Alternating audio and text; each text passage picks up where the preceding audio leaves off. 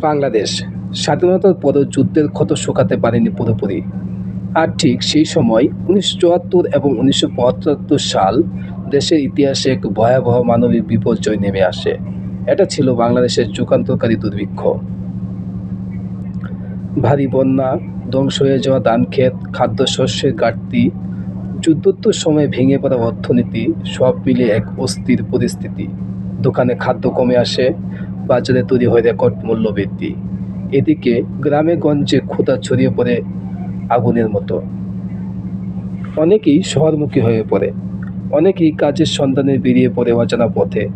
খাদ্যের জন্য লম্বা লাইন, যেখানে দাঁড়িয়ে আছে অসহায় মানুষ।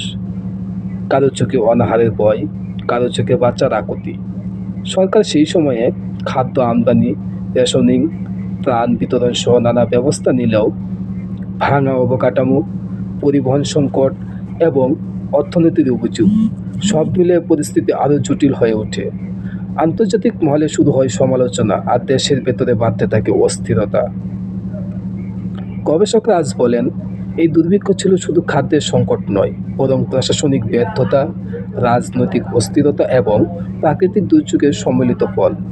যুদ্ধবিধ্বস্ত একটি দেশের জন্য এটা ছিল এক কঠিন শিক্ষার সময়।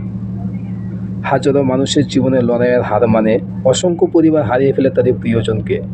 বাংলাদেশের ইতিহাসে এই দুর্ভিক্ষ রয়ে গেছে এক দগদগে স্মৃতি, একটি জাতির বেদনাদায়ক অধ্যায়। ১৯৭৪ থেকে ৭৫ সেই দুর্ভিক্ষ আজ বাংলাদেশের জন্য এক সতর্কবার্তা, যেখানে শেখা যায় খাদ্য নিরাপত্তা, প্রশাসনিক দক্ষতা এবং দুর্যোগ ব্যবস্থাপনার গুরুত্ব কতটা গভীর। ইতিহাসে এই অধ্যায় মনে করিয়ে দেয় একটি ভুল, একটি দেরি, একটি দুর্বলতা একটি জাতিকে কত বড় মূল্য দিতে হতে পারে।